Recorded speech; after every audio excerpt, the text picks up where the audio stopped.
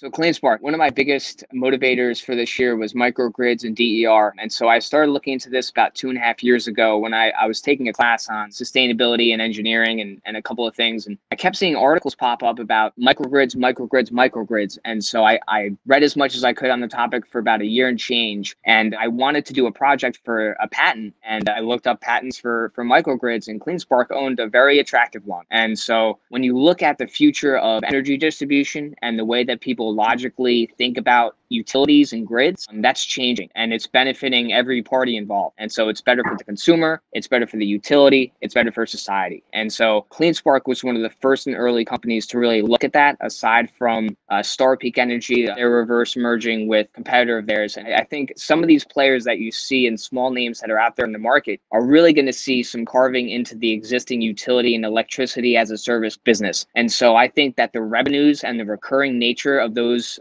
businesses is very attractive. And so anyone who has a good foothold in that, I think, is a great business. And so Cleanspark, when I saw they were, trading for $20 million on the open market and they were anticipating $10 million worth of revenue, it was a no-brainer. And so I pretty much backed the truck up the best that I could at those prices and just said to myself, you know what, I'm onto something here. I've been reading about it long enough. And I think that there's a whole ecosystem that I think is going to emerge from this trend. And I think it's better for everybody. They did the purchase of the Bitcoin miner recently, right? And one of the biggest things that came out of that is that they single-handedly became the lowest cost producer of electricity. And so when you couple that with, a lot of other factors in the market, that's very attractive as a business, because in any commodity business, the lowest cost producer is very attractive. And so I think that serves very well for them in the future.